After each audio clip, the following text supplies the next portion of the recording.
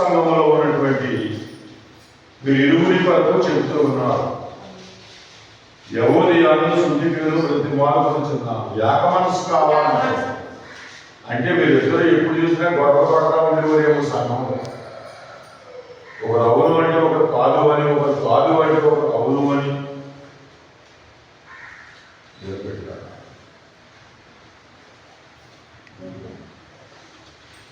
సంఘంలో ఏకాభిప్రాయం కలిగి ఉండాలి, ఏక మనస్సు కలిగి ఉండాలి. అమ్మా భిన్నత్వం పనికిరాదు. దేవుని బిడ్డలు గమనించాలి. అయితే వీళ్ళిద్దరినీ కూడా బ్రతిమలాడుతున్నాను అన్నాడు. అవును, నిజమైన సహకారి ఆ స్త్రీలు. క్లెమెంతుతోనూ నా ఇతర సహకారులతోనూ సువార్త పనిలో నాతో కూడా ప్రయాసపడే వారు కనుక వారికి సహాయం చేయమని నేను వేడుకొచ్చున్నాను. ఎవరంటండి? ఈ యొక్క యెహోవాను శుద్ధిగా ఇద్దరు ఆడవాళ్ళు అంటండి. వీళ్ళిద్దరు ఎవరమ్మా? ఆ ఫిలిప్పీ సంఘంలో ఉన్నటువంటి స్త్రీలు. వీళ్ళు పౌలుతో పాటు ప్రయాసపడ్డారంటండి.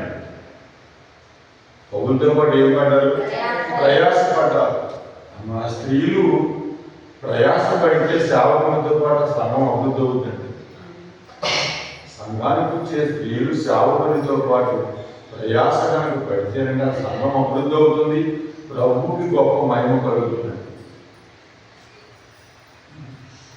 ఒకవేళ అదే స్త్రీలు కనుక సేవకుడి మీద కోపగించి దెబ్బలను మొదలెట్టారు కూడా సంఘంలో, అది ఇంకా చూడండి, కామరాకులతో 2 చెరువు ఆడిపోతే ఎలాగైతే ఉంటుందో పరిస్థితి, అది ఆ విధంగా అయిపోతుంది. ఇక్కడ పౌలు వీరిద్దరి గురించి మాట్లాడుతుంది. ఇంకొక మాట చెప్పాడు. ఎవరు ఏమన్నాడు? రాయబడి ఉందని దేవునికి స్తోత్రం. మా ఇప్పుడు ఈ యొక్క మాట ద్వారా మీకు సరైనటువంటి అర్థం దొరికిందేమో అనుకున్నాను. సంఘములో మీరు సహకారులుగా ఉంటూ ఉన్నప్పుడు, సంఘానికి మీరు కొమ్మల వలె ఉంటూ ఉన్నప్పుడు, సంఘానికి మీరు స్తపాల వలె ఉంటూ ఉన్నప్పుడు, మీ యొక్క పనితనాన్ని బట్టి, మీ యొక్క నమ్మకత్వాన్ని బట్టి, మీరు చేస్తున్నటువంటి పరిచర్యను బట్టి, అమ్మా సేవకుని ఆనుకుని మీరు ముందుకు నడుస్తూ అనేకుల్ని నడిపిస్తున్న విధానాన్ని బట్టి దేవుడు చేసినటువంటి గొప్ప మేలేమిటంటే మీ పేర్లను జీవగ్రంథంలో లిఖిస్తాడు. దేవునికి స్తోత్రం. దీనికోసమే కదా మనం చెప్పబడి ఎందుకు పడుతున్నాం చెప్పండి. జీవగ్రంథంలో మన పేరు కూడా ఎవరి పేరైనను జీవగ్రంథంలో కనపడలేదా వాడు ఎక్కడ ఏమన్నా కానీ బయటకు నెట్టివేయబడతాడు. ఇంకా అన్నాడు, అగ్నిగుండంలో వాడు త్రోయబడతాడు, ఎవరి పేరైనను జీవగ్రంథంలో లిఖించబడని దేవుని బిడ్డలు గమనించాలి. జీవగ్రంథంలో మన పేరు రాయాలి అంటే అమ్మ ఆయన ఏర్పరిచినటువంటి సంఘములో మనం నమ్మకముగా ఉండాలి. అమ్మ సేవకులతో మనం నమ్మకముగా అడుగు వేయాలి. దేవుడి పెట్టాలి. ఎందుకంటే బైబిల్ అంటుంది, నమ్మకమైన వారికి దీవెన మెండుగా కలుగుతుంది. నయోమికు నమ్మకంగా ఉంది రూపు, ముసలి. దీంతో వెళ్తే మనం తిప్పబడాలి. కొన్ని మనతో పాటు కలిపి పనిచేసే మనిషి అంత మాత్రం కాదు. భర్తలు పిల్లల్ని పోగొట్టుకొని ఉంటే ఉండదు, ఊడితే ఊడుతుంది. ఎందుకు అనవసరంగా ఈ లేనిపోని కష్టాలు పడే కంటే తనోడితో తనే చెప్పింది కదా, మీ అమ్మగారింటికి వెళ్ళి ఆలోచించిన సంబంధం పెళ్లి చేసుకుని స్థిరపడండి, వెళ్ళిపోవడం చెప్పింది. నేను కూడా వెళ్ళిపోతాను అని రూతు అనుకున్నట్లయితే ఆమె జీవితం ఎలా ఉండేది చెప్పండి. ఏమైపోయిందో మనకి ఎవరికి కూడా తెలియదు. కానీ ఆమె ఏమంది? మొట్టమొదటిగా దేవుణ్ణి నమ్మింది రూతు. మోయాబురాలైనా ఏం చేసిందండి? దేవుణ్ణి నమ్మింది అంటారు కదా. ఏం చూసి అమ్మా అయ్యా ఏం చూసి నన్ను ప్రేమిస్తున్నావా అన్నాడు. ఏం చూసి నాకు పేలాలనిస్తున్నావు? ఏం చూసి కొండలో ఉన్న నీళ్ళు ముంచడానికి ఎక్కడ? నేను మోయాబు స్త్రీని.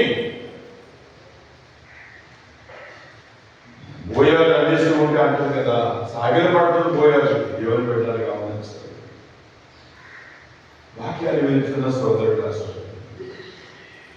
నమ్మింది, నమ్మకం వచ్చింది. మా అత్తగారిని వెంబడించి వచ్చింది, నీ దేవుడి నా దేవుడు, నీ ప్రభువే నా ప్రభువు, మరణం తప్ప మన నెత్తమే ఏది చేసేది ఏది లేదు అన్నది సరైనటువంటి నిర్ణయం తీసుకుంది. యేసు ప్రభు ఆమె వంశంలోంచి రావడానికి గొప్ప మూల కారణమైంది. దేవుడికి మహిమ కలుగుతుంది. మోయాబు స్త్రీ ఎంతటి ఘనత పొందిందో.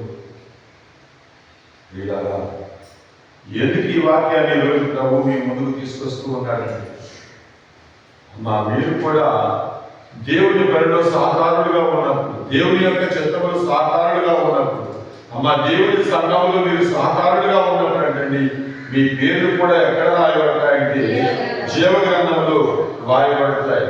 ప్రకటన గ్రంథం 13వ అధ్యాయం 8వ వచనాన్ని మనం చదువుకుందాం. ప్రకటన గ్రంథము 13వ అధ్యాయం దేవుని బిడ్డలారా 8వ వచనాన్ని చదువుకుందాం.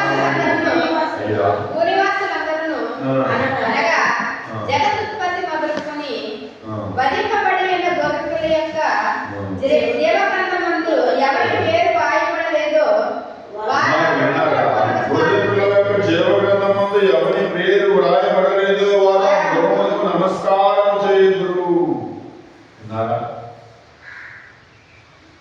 జీవగ్రంథమందు ఎవరి పేరు అయితే వ్రాయబడలేదో వారు ఏం చేస్తారంటే గొర్రె పిల్లలకు ఆ యొక్క మృగములకు నమస్కారం చేస్తారంటే.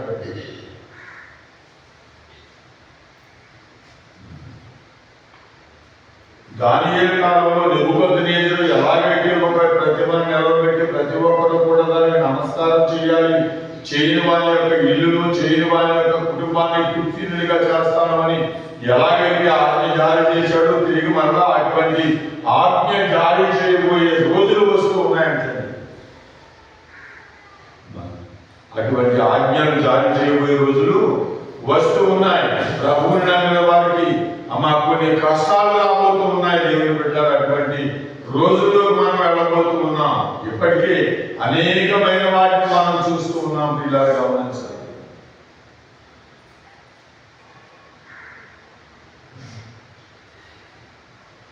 మరి అటువంటి పరిస్థితి ఏర్పడినప్పుడు మన జీవితాలు ఏంటి? ఎవరి పేరు జీవగ్రంథంలో వ్రాయబడింది అంటే ఆ ప్రతి ఒక్క నమస్కారం చేయనటువంటి ప్రతి ఒక్కరి పేరు జీవగ్రంథంలో లిఖించబడుతుంది. శద్రకు, మేషకు, అబేదనకు వారి ముగ్గురు కూడా నమస్కారం చేయలేదు. మేము నమ్మినట్టు ఒక్కడు పడేడు మాటలు అన్నారు తీసుకెళ్ళి. వాడు ఒకే మాట చెప్పారు, అయ్యా నువ్వు మమ్మల్ని మంటలో పడేసినా మేము నమ్మినటువంటి ఆయన మమ్మల్ని రక్షిస్తారు. ఒకవేళ రక్షించకపోయినా అంటే బాగా చెప్పారు. ఎవరి కాలంలో ఉన్నారనుకోండి, ఒకవేళ రక్షించకపోయినా ఆయన మా దేవుడు. ఎంత కష్టంగా చెప్పారు చూడండి. ఆయనకు తప్ప మరెవ్వరికి నమస్కారం చేయము, ఆయనకు తప్ప మరెవ్వరిని పూజించము. ఎందుకంటే ఆయన మన దేవుడు. ఆయన మన దేవుడండి. మన దేవుడు అబ్రహాము, ఇస్సాకు, యాకోబుల దేవుడు. మనకు దేవుడే ఉన్నాడు. ఆయన మీరు ప్రజలుగా ఉంటారు. అంత కష్టంగా చెప్పారు. భయపడేది ఉంటే ఉంటుంది, ఊరికే వస్తుంది. అవుతాను పోతే కానీ జీవిస్తామా. అయితే 17వ అధ్యాయము 8వ వచనం కూడా చదువుకుందామండి. ఏం చెప్తారు? 17వ అధ్యాయం 8వ వచనం మనం చదువుకుందాం.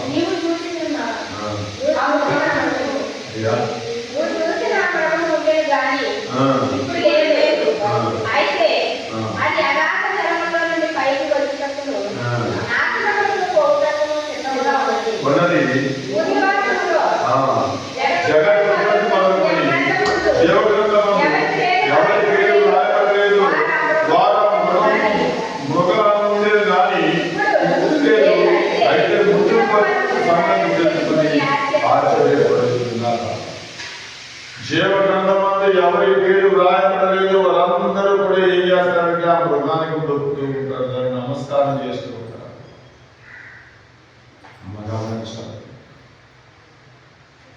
ఆదాము నుంచి రెండవ ఆదామైన యేసు ప్రభు వరకు నిద్రించినటువంటి ప్రతి ఒక్కరికి తీర్పు తీర్చి ప్రభు మూడవ దినమున పైకి వచ్చారండి. యేసు క్రీస్తు యొక్క పునరుద్ధానం మొదలుకొని మరలా రాకడ వరకు కూడా ఎంతమంది ఉన్నారో వారందరూ తీర్పులకు నిలబడి ఉన్నారు. తీర్పులకు ఎదురు చూస్తూ ఉన్నారు. వారు తీర్పు కాలం రావాలని ఎదురు చూస్తూ ఉన్నారు. దేవుని బిడ్డలు గమనించాలి. ఆ కాలం రాబోతుంది, త్వరలోనే తీర్పు తీర్చబోతూ ఉన్నాడు. గౌడ సింహాసనం ఎదురికి మనమందరం కూడా పోగు చేయబడతామని ప్రభు పేరుని మనం చేస్తూ ఉన్నాం. గొర్రె పిల్ల యొక్క జీవగ్రంథం ఎవరి పేరు రాయబడలేదు వాళ్ళు ఏం చేస్తారంటే బయటకు నెట్టివేయబడతారు. అక్కడ ఏడుపుయో పండు కొలుగుటయో ఉండును అన్నాడు. యుగములుగా ఏడుస్తూ ఉన్నారు.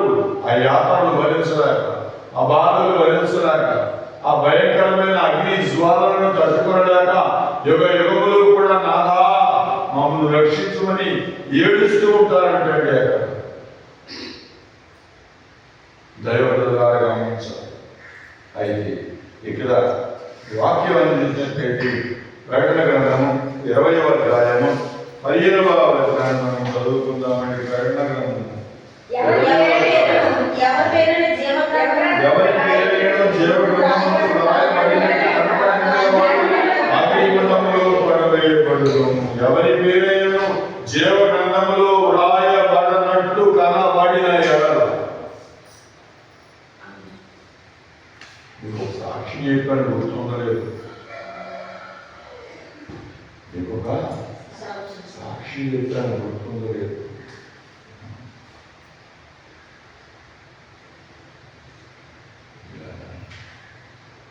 నా ఎదురుగుండా ఒక 2 పుస్తకాలు ఉన్నాయి.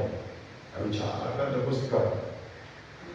ఆ పుస్తకాల్లో అటువంటి పుస్తకాలు ఈ భూలోకంలో ఎక్కడ లేవండి. అంత పెద్ద పెద్ద పుస్తకాలు. ఒక పక్క రాత బంగారు రంగులో ఉంది కానీ లిపి అర్థం కావటం లేదు. మరొక పక్క రాత నలుపు రంగులో ఉంది కానీ ఆ లిపి కూడా అర్థం కావటం లేదు. అక్షరాలు పెద్ద పెద్ద అక్షరాలు లేదు. నా ఎదురుగుండా ఉన్న వారి దగ్గర ఒక పుస్తకం ఉంది. ఆయన ఆ పుస్తకాన్ని చూస్తూ ఉన్నాడు, నా వైపు చూస్తూ ఉన్నాడు. అంటే ఆయన ఎదుట ఉన్న పుస్తకం ఏంటంటే జీవగ్రంథం. ఆయన ఎదుట పుస్తకం ఏంటంటే జీవగ్రంథము. అందులో నా పేరు కనిపించడం లేదు.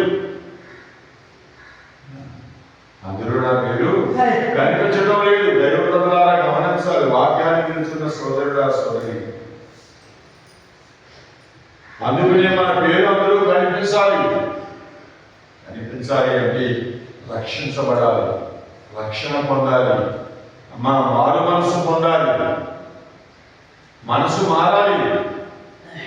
పాత పులిసిపోయిన మనసుతో మనం రక్షణ పొందిన అందులో మన పేరు లిఖించబడదు. మన మనసు మారాలి, నూతన పరచబడాలి. మన మనసు, మన జీవితం నూతన పరచబడాలి, నూతన ముద్దగా మనం మారాలి.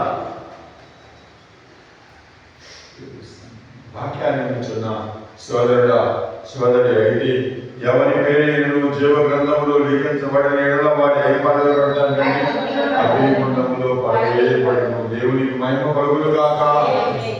ఈ అగ్నిగుండము నుండి తప్పించబడాలి అంటే మన పేరు జీవగ్రంథములో రాయాలి. మన పేరు జీవగ్రంథములో రాయబడాలి అంటే మనం ఆయనకు లోబడాలి. ఎవరికి లోబడాలి? ఆయనకు లోబడాలి. దేవుని బిడ్డలారా, ఆయనకు లోబడటం అనగా ఆయన మాటకు లోబడుట, ఆయన వాక్యానికి లోబడుట. కనిపిస్తున్న దేవుడికి ఎలా లోబడతానని నేను అనుకుంటున్నాను. ఆయనకు లోబడటం ఏంటంటే పిల్లారా, ఆయన వాక్యానికి మనం లోబడి వారమై ఉండాలంటండి. దేవుని వాక్యానికి చిన్న సోదరుడా సోదరి, అయితే ఇక్కడ వాక్యం ఏంటంటే మరియు వాక్యం అంటూ ఉంది ఇలాగా ప్రకటన గ్రంథము ఎవరి పేర్లు ఆ గ్రంథంలో రాయబడతాయంటే వాక్యం అంటుంది జయించు వారి పేరు అంటే. ఏం పేరమ్మా? మొదటి యోహాను రాసిన పత్రిక 2వ అధ్యాయం 15-16 వచనాలు మనము చదువుకున్నాం. ఈ లోకంలో అమ్మా ఈ లోకంలో ఉన్న వాటిని ప్రేమించక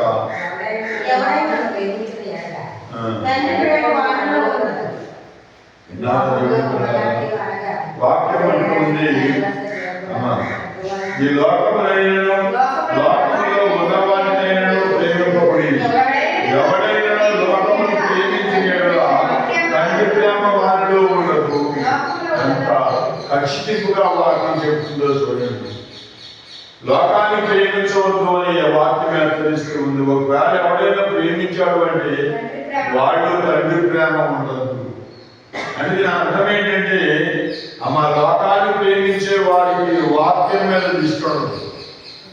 వాక్యం మీద దిష్టి ఉండదు. వాళ్ళ తలంపులు ఎంతసేపు కూడా లోకానుసారంగానే ఉంటాయి.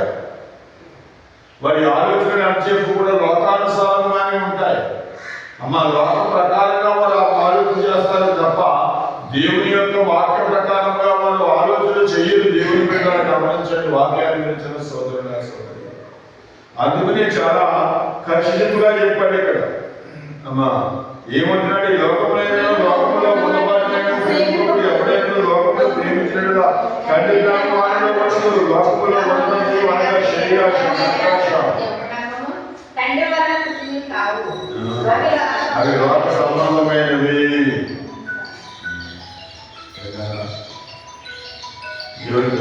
ఏంటంటే లోక సంబంధమైనటువంటివి అన్నీ కూడా. ప్రకటన గ్రంథము 28వ అధ్యాయం 7వ వచనాన్ని మనం చదువుతున్నాం. అమ్మా ఇదిగో నేను త్వరగా వచ్చుతున్నాను. అమ్మా విన్నారా? ఇదిగో నేను త్వరగా వస్తున్నాను. ఈ గ్రంథంలోని ప్రవచన వాక్యములను గైకొనే వాడు ధన్యుడు. అనగా దేవుని నోటి మాటలు ఎవరైతే గైపడతారో వారు ఎవరవుతారంటే ధన్యుల్లో ఉంటున్నారు. వాక్యాన్ని వింటున్న ప్రియ సోదరుల సోదరి, జయించు వారి దేవుని కుమారులు కుమార్తెలు వారికి పరలోకంలో భద్రపరచబడిన స్వాస్థ్యం దొరుకుతుందంటే దేవుని కుమారుడు కుమార్తెలు జయించువారు. దేవుని కుమార్తెలుగా మీరు ఉండాలి అంటే ముందు జయించాలి, లోకాన్ని జయించాలి. లోకము సాతాను చేతుల్లో ఉంది, లోకము దుష్టుని చేతుల్లో ఉంది. అనేకమైన ఆశలు మనకు చూపిస్తున్నాడు, అనేకమైన వాటిని మనకు చూపించి మన ఆశయాన్ని పాడు చేస్తూ ఉన్నాడు. మనం వెళ్ళవలసినటువంటి మార్గాన్ని పాడు చేస్తూ ఉన్నాడు. వాటి పనిది ఎవరు సరైనటువంటి మార్గంలో నడుస్తూ ఉన్నారో వారిని మార్గం తప్పించడమే వాళ్ళు చేయగలుగుతారు. ఒకరి మార్గాన్ని నడుస్తున్న ప్రతి ఒక్కరిని విడిచిపెట్టేస్తున్నాడు, వారు దూరం పెట్టడం లేదు. దేవుడు వెళ్ళాలా గమనించింది. ఎందుకంటే ఇక్కడ వాక్యం ఏం చెప్తుందంటే అయితే ఏమి చేయించాలి అంటే లోక సంబంధమైనటువంటి వీళ్ళగా పాపాలను జయించాలంటారు. లోక సంబంధమైన పాపాలు. ఏ సంబంధమైన పాపాలంటే లోక సంబంధమైన పాపాలు. లోక సంబంధమైన పాపాల్లో మొదటి పాపం ఏదంటే నేత్రాశ. కంటి చూపుతో చూడటం వల్ల చూసిన ప్రతి వస్తువు మనం అవ్వాలనుకుంటాం. మనం చూసిన ప్రతి వస్తువు మనదైతే ఎంత బాగుందో అనుకుంటాం. మనం ఇది కళ్ళలో ఉన్నటువంటి ఆశ.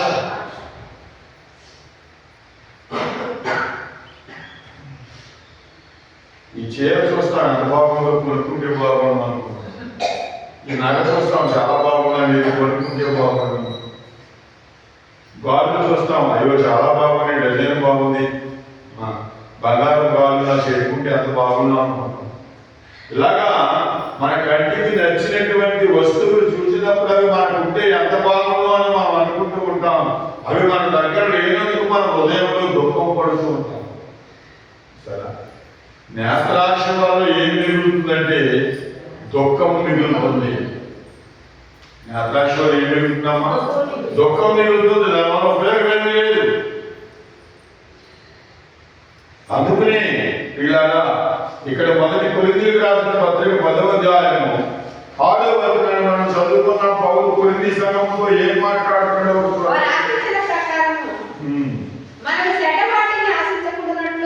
మనము చెడ్డవాటిని ఆశించకున్నట్లు ఎలాగా మనము కూడా చెడ్డవాటిని ఆశింపకున్నట్లు ఈ సంగతులన్నీ కూడా మనకు దృష్టాంతరముగా వ్రాయబడి ఉన్నాయి.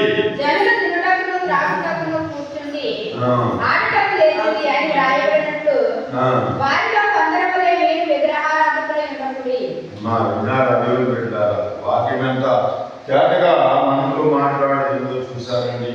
వారు ఆశించిన ప్రకారం చెడ్డవారిని ఆశించకుండా సంగతులను దృష్టాంతముగా జరుగుతుండవు, తాగుటకు కూర్చుంటాడు లేచి ఎక్కడండి వారు ఐగుప్తు దేశాన్ని నుంచి వస్తూ ఉండగా సగం దూరం వచ్చేసరికండి వారి పండుగ చేసుకుందాం అంటున్నారు.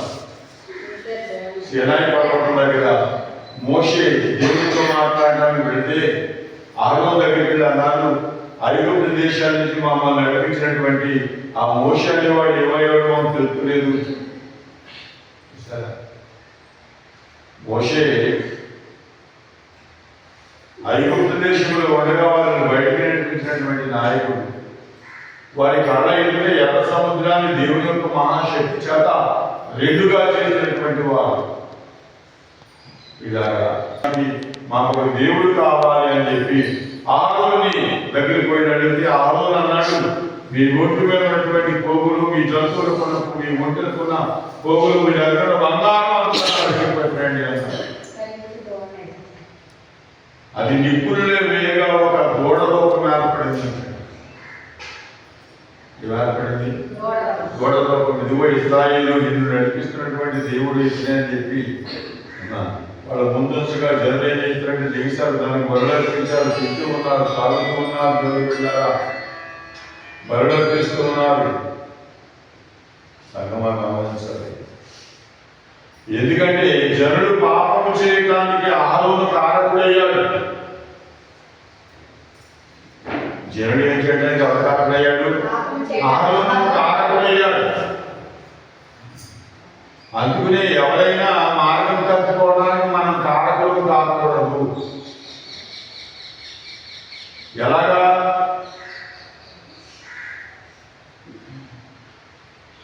పౌలు అన్నాడు, నువ్వు ఎక్కడన్నా కూర్చొని భోజనం తింటున్నావు, అది నీ సహోదరుడికి ఆనందంగా ఉంది.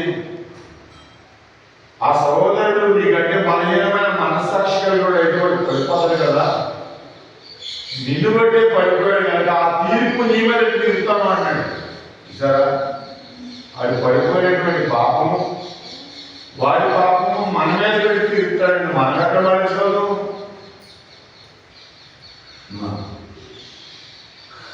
నన్ను బట్టి, నా యొక్క విధానాన్ని బట్టి నా పక్కనటువంటి సహోదరుడు పడిపోతే ఆ తీర్పు కూడా నేను బాధ్యత అవుతాను, ఆ పడిపోవడానికి కూడా నేను బాధ్యత అవుతాను.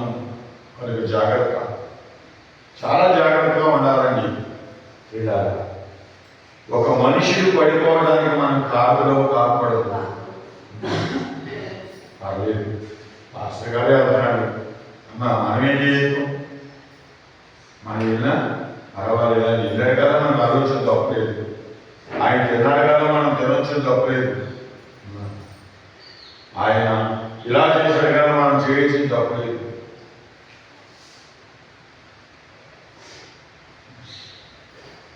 సముద్రానికి అన్నాడు, ఊళ్ళో ఇచ్చారు, తిన్నాను, చాలా బాగున్నాయి. నేనన్నాను, అయ్యా మీరు అన్నే మందు మళ్ళీ తింటారో తింటారు. యాగిపోతామండి, మేము ఏదైనా తింటాం, మీరే మేము ఇచ్చిన తిన్నాం.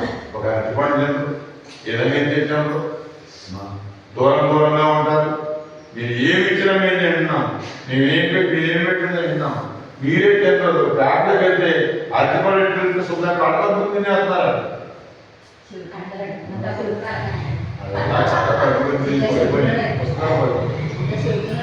అలా కళకళతో తినేసి మననే మనకి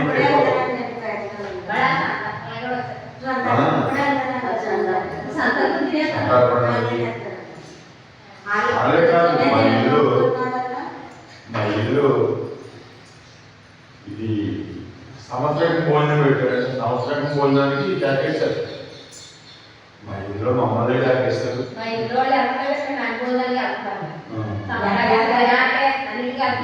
ఊళ్ళో ఉన్నవాళ్ళు ట్యాకేస్తారు.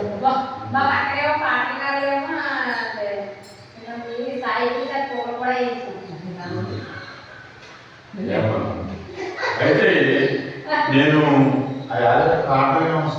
ప్రార్థన నుంచి వెళ్ళేసరికి ప్రార్థన అంటాడు, భర్తలో కూర్చుని భోజనం చేస్తానంటాడు. అందులో ముగ్గురు మనుషులు నేను చూసాను. వారు ముగ్గురు బాప్తిసం పొందడం, ముగ్గురు బాప్తిసం పొందడం లేదు. ఇప్పుడు పోనీ ఇంకొక కేసు ఎలాగంటే, ఇప్పుడు అనుకోలే ఎవరు కాదు, నేనే ఉన్నాను అనుకుంటుంది. మా అబ్బాయికి పెళ్ళి అయిపోయింది, మా అమ్మాయికి పెళ్ళి అయిపోయింది. ఇక నేను ఆవిడ ఎవరో వచ్చి జనభోజనం రమ్మంటారు. ఒకవేళ ఏమన్నా రాకపోతే మన ఇంటికి రాలేమని భయం ఉందా? లేదు కదా. మరి అలాంటి భయం లేనప్పుడు కూడా వెళ్ళిపోయి అక్కడ వెళ్ళిపోయి కూర్చుని తింటున్నామని ఏమనుకోవాలి?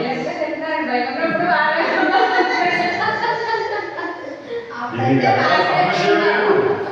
కొన్ని సమస్య ఉన్నవాడు వెళ్తే మనం ఆలోచన చేయొచ్చు. పానయానికి సమస్య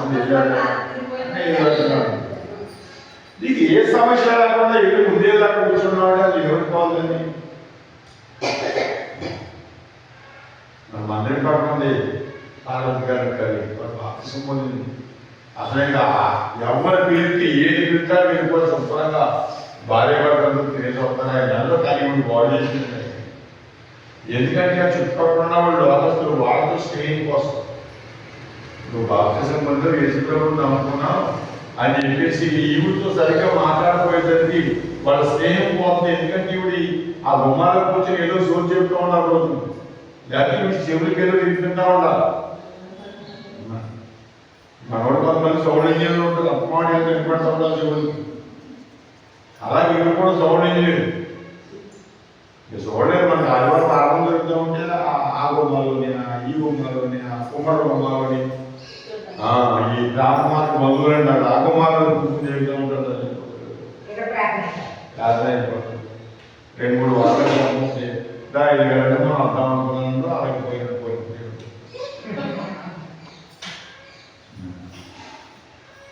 ఇటువంటి పరిస్థితుల్లో ప్రభువు నమ్ముకున్నావు. వాళ్ళు అన్నంది ఎక్కడ దేవాలయం అవుతుంది అది రామేశ్వరం నుంచి దేవాలయం అక్కడ పెంచుకోస్తులో బాప్తిసం పొందంటండి. ఆ పెంచుకోస్తు వచ్చి దేవాలయం ఉంది. అందుకని కాబట్టి ఇక్కడ ఎక్కడ ఆనందం కాదు దేవాలయం. మన ఊళ్ళో ఇక్కడ బాప్తిసం కూడా ఊళ్ళో రావట్లేదు.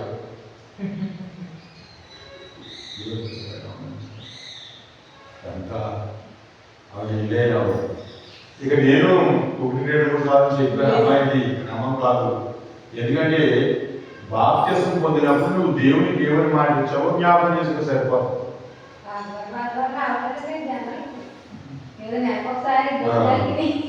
బాప్తిసం పొందినప్పుడు మనం దేవునికి ఏమని మాట ఇచ్చాం, ప్రమాణం చేయించడం సంబంధించాలి. నేను ప్రమాణం చేయించుకోవద్దు, పాపం కొంతమంది సేవకు ప్రమాణం చేయించాలి.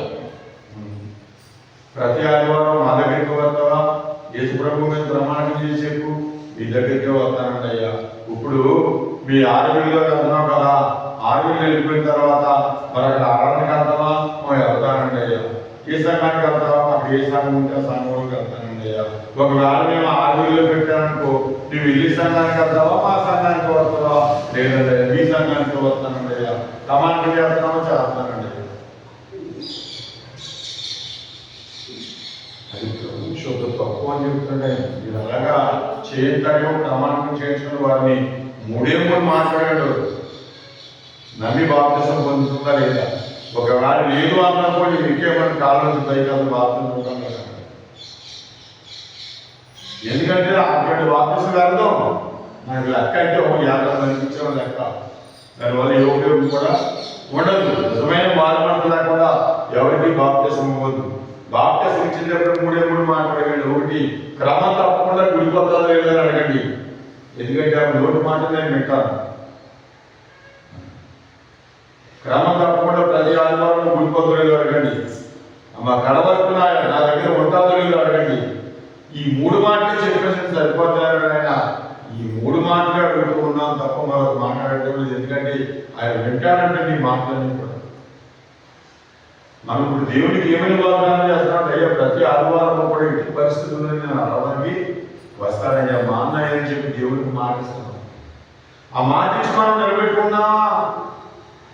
ఎంతవరకు నిలబెట్టుకున్నాం మనం? బోర్డని సమస్యలు మనకి బోర్డని ఇబ్బందులు చెప్పాయి మనకి.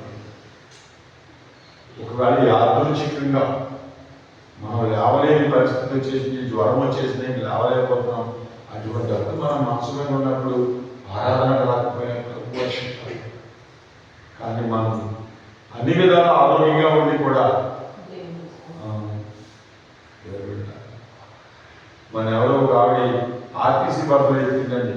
ఒక్కరిని ఎత్తుకుంది, పక్క ఆవిడ ఎడుతుంది. అమ్మాయి ఎక్కడ అంటే ఒక పిల్లలకు వాకింగ్ చేయండి అంటే ఆర్టీసీ బస్సులో పనేమంతా అయిపోయిందని ఖాళీ ఉన్నాను కదా. ఒక పిల్లలు వాకింగ్ చేయండి కదా, అలాగే వెళ్దామని బస్సు ఎక్కానండి. ఖాళీ బస్సు ఏమిటి విషయం?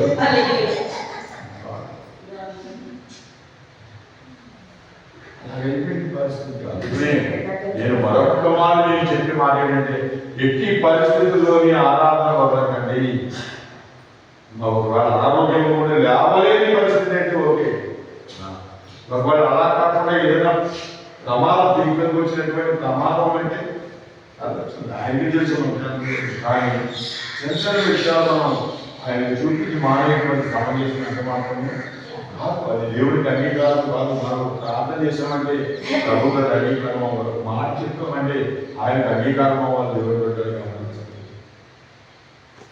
పాస్టర్కి ఇదే పని కదా, ఇంకా వాళ్ళు అలాగే చెప్తూ ఉంటారు. వాళ్ళు చెప్పింది నువ్వు తప్ప దాన్ని ఆచరించకూడదు అంటాడు. మాట్లాడి నేను ఏం కాదు బయటకు వెళ్ళి బాబు బయట వెళ్తున్నాక మాట్లాడాలని పక్క ఊరికి అలాగే చెప్తూ ఉంటారు. చెప్పినానికి నువ్వు అన్ని పాటించాలండి. దేవుడు పెట్టాలి గమనించాలి. పాటించమంటాకి అమ్మ దేవుడు మన భుజాల మీద బండరాడేది కట్టలేదు. గమనించాలి. కేవలం చెప్పాడు అమ్మ నీ సంరక్షణ నేను చేస్తాను, ఇదిగో నా యొక్క మాటలు ఇవి పాటించి సరిపోతాను. మన సంరక్షణ చేస్తానంటున్నాడు ఆయన. 3 మాటలు దాని ప్రకారంగా చేయమన్నాడు. దాన్ని మనం చేయగలం.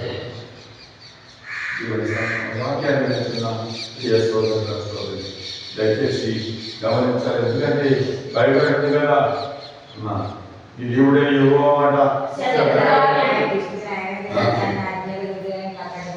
అక్కడ నేను రానేను ఐగుప్తు దేశంలో ఆ రోజుల్లో మరి దేవుడు పంపాడు దేశంలో 10 గోల్డెన్ దేవుడు. ఇంకా అసలు ఏ పేరు కట్టాలో తెలియని తెగుళ్ళు అంటే 3 కోట్లు ఉన్నాయండి. 3 కోట్ల తెగుళ్ళు ఉన్నాయి. సైంటిస్టులు ఏ పేరు పెట్టాలో వాటికి అర్థంగా కలవస్తానంటారు.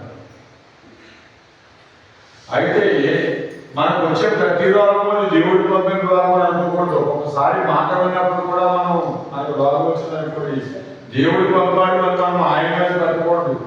అపవాది మనల్ని కొట్టవచ్చు, అపవాది మనల్ని కొట్టవచ్చు, లేక ప్రకృతి రీత్యా రావచ్చు. దేవుడి బిడ్డలు గమనించాలి. ఎందుకంటే అనారోగ్యము 3 రకాలుగా సంభవిస్తారు. ఒకటి సాతాను ద్వారా మనకు అనారోగ్యం రావచ్చు, 2 ప్రకృతి రీత్యా అనారోగ్యం రావచ్చు, 3 దేవుని మాట మనం విన్నప్పుడు దేవుడు అనారోగ్యాన్ని మనకు అనుమతించవచ్చు. వచ్చే ప్రతి అనారోగ్యము ప్రభు అనుమతించింది అని మనం అనుకోకూడదు, అనుకోవద్దు. అయ్యా విన్నారు, ప్రకృతి వైపరీత్యాల వల్ల అనేకమైన అనారోగ్యాలు వస్తూ ఉన్నాయి. ఎందుకంటే ఇప్పుడు చూడండి, మనకు మట్టిళ్ళు ఉన్నాయి కదా, ఆ మట్టిళ్ళలో మట్టి గోడలు పసిపిల్లలు పుట్టిన పిల్లలను అందరూ పెట్టుకున్నాను కూడా అది ఏమవుతుంది, చలిపూడి ఎక్కువైపోతుంది. ఎక్కువైపోయి వాళ్ళు గిట్టిట్టే ఒకటేస్తారు. మనకు కూడా అంటే మట్టిళ్ళలో పడుకున్నది ఏం చేస్తారు చెప్పండి, గిట్టిట్టే లోపలెట్టేయటం, అమ్మ ఎన్ని బాధలు రావడం. ఇది వాళ్ళ కింద పడుకున్నారు, మనడు కింద పడుకున్నారు. ఇల్లు పిల్లవాడు కదా, అనుకుని కింద పడుకుని చెగేసిన అరకు పడుకుని కాశీ వెళ్ళొచ్చినప్పుడు ఏదో వదిలేయాలంటండి. మా అమ్మ కింద పడుకుందండి. కాశీ వచ్చిన తర్వాత ఇంకా ఆమె కింద నా అబ్బాయి మీద పడుకునేది. దానివల్ల ఏమైందంటే ఆమెకి క్యాన్సర్ వచ్చేసి ఊపిరితిత్తులు. ఆ కింద పడుకోవడం వల్ల ఊపిరితిత్తులు క్యాన్సర్ వచ్చేస్తుంది. అనేకమైనటువంటి పరిస్థితులు, అనేకమైన ఇబ్బందులు. కనుక ఏది ఏమైనా దేవుని పిల్లల ఒకటి మనము ఎఫెసీయులకు రాసిన పత్రిక 2వ అధ్యాయము 3వ వచనం మనం చదువుకున్నాం. ఎఫెసీయులకు రాసిన పత్రిక 3వ అధ్యాయము 2వ వచనాన్ని మనం చదువుకున్నాం.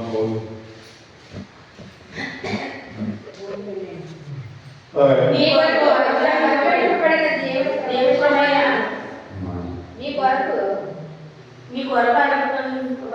కొరకు దేవుని కృప విషయమైన ఏర్పాటును గూర్చి మీరు వినియున్నారు. ఎట్లాగా క్రీస్తు మరణము దేవదర్శనము వలన నాకు తెలియపరచబడిన సంగతిని గూర్చి, క్రీస్తు మరణము దేవదర్శనము వలన నాకు తెలియపరచబడిన సంగతిని గూర్చి. పౌలు యేసు ప్రభు శిలువ వేసినప్పుడు పౌలు లేదు. యేసు ప్రభుని పౌలు చూడలేదు. పౌలుకి యేసు ప్రభుకి సంబంధం లేదు. ఎలా చెప్పాడంటే దైవ దర్శనం ద్వారా చూశాడు. ఎలా చూశాడండి? దైవ దర్శనం ద్వారా అతని కళ్ళల్లో ఉన్న పళ్ళు రాలిపోయి నమస్కరుడు ఆ పడిపోయిన తర్వాత తెల్లదనమైన వీధిలో ఒక ఇంట్లో ఉంటూ ఉండగా 3 దినములకు ఏం కనిపించలేదండి. ఆ కనిపించినప్పుడు దేవుని యొక్క సేవకుడు వచ్చి ప్రార్థన చేయగా కళ్ళ నుంచి 2 పళ్ళు రాలిపోయి అంటండి. ఆ పళ్ళు రాలిపోయిన తర్వాత అతనికి తేటగా పళ్ళు కనిపించడం ప్రారంభించింది. దేవుడు పెట్టారా అప్పుడు ప్రభువును చూశాడు. ప్రభు యొక్క శక్తిని గుర్తెరిగాడు. అంతవరకు కూడా అమ్మ ప్రభు గారు పౌరులకు తెలియదు. దేవుని సంగమా, వాక్యాలు వినిచిన సోదరుడా సోదరి, అయితే ఇక్కడ వాక్యం ఏం చెప్తుందంటే, మరియు రోమీయులకు రాసిన పత్రిక 8వ అధ్యాయము 8వ వచనాన్ని కూడా మనం చదువుకుందామండి. అమ్మా కాగా శరీర స్వభావం కలవారు దేవుని సంతోషపరుచున్నారు.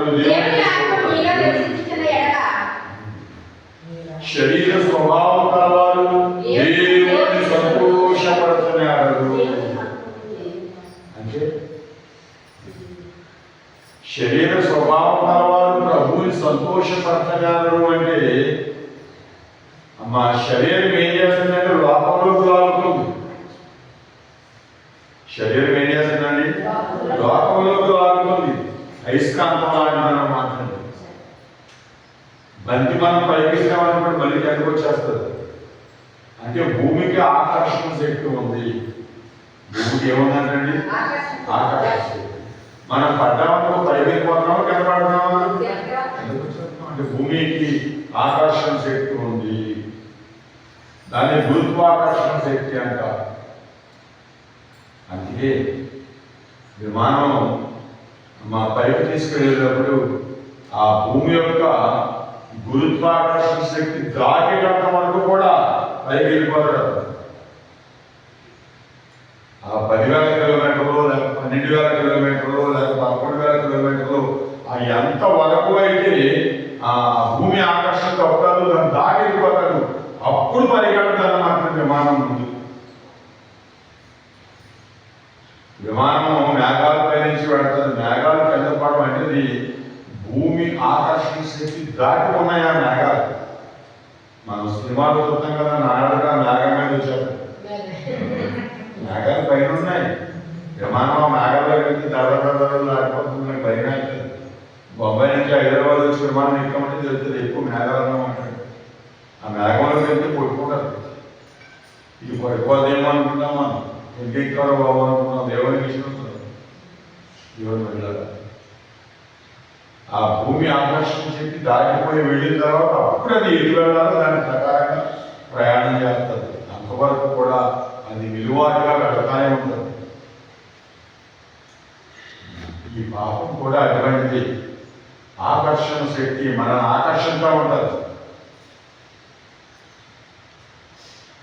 అంటే అడగా చూడండి అంటారు, కృష్ణుడు ఎంత అందంగా ఉన్నాడు, రాముడు ఎంత అందంగా ఉన్నాడు, దేవుడు ఎంత అందంగా ఉన్నాడు, యేసు ప్రభు ఎంత అందంగా ఉన్నాడు అని ఎక్కడో మొదటి ఏంటి, ఎడుపుతా ఉన్నటువంటి కళ్ళసరేంటి, ఆ పెగులు పొట్ట ఆపేసిపోయి ఎములు బయట ఏంటి, ఒక అమ్మవారి స్థానం లేదు. ఆ దేవుడికి ముసుగు ఎడుతూ ఉంటాడు, ఎవరు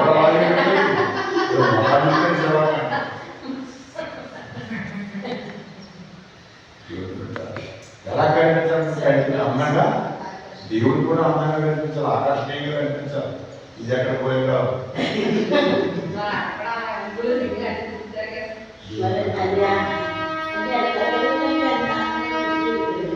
అదేనంటే నేత్రాశ.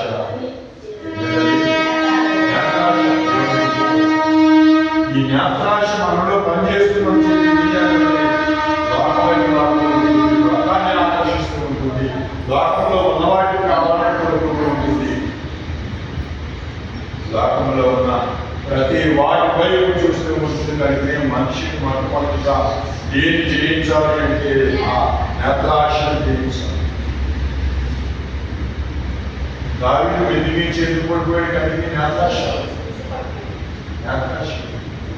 సంసోను ఎందుకు పడిపోయాడు? ఎందుకు పడిపోబడిపోయాడు? నేత్రాశ. నేను జగన్నాథ్ వెళ్ళాను, అక్కడ ఒక ఆమె తీశాను, ఆమె తీసుకొచ్చినాక పెళ్లి చేయండి అన్నాడు. అదే బాబు, మీ అందరి బంధువులు నా అందరి బంధువులు ఉన్నారు, ఎవరు వేరనుకున్నా సున్నతి బాబు దృష్టి పిల్లలు తీసుకున్నాం అంటే నాకు కుదరదు, తెచ్చిన జాతర చేయడానికి పట్టినట్టు ఏం చేస్తాను?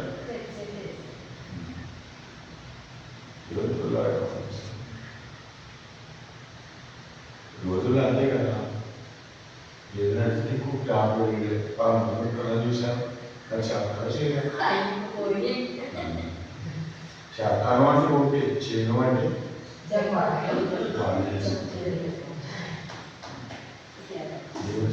మారిపోయి మార్పులన్నీ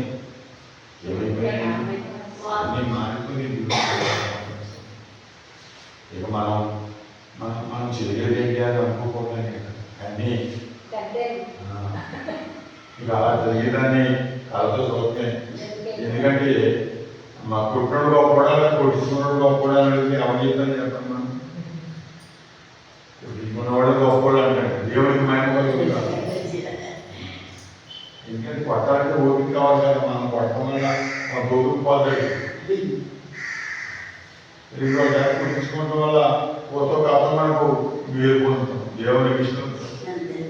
ఇలా కనుకని మొదటిగా ఏం చేయాలంటే మనం శరీరాశను జయించాలి అని ప్రభు గారిని మనం చేసుకున్నాము వెళ్ళారా. మరి అది జయము దేవుడు మనకి అనుగ్రహించడు కాక, దేవుడు తన మాటలు దీవించడు కాక, పరిశుద్ధ మాటలు పరిగెత్తుతున్నాము.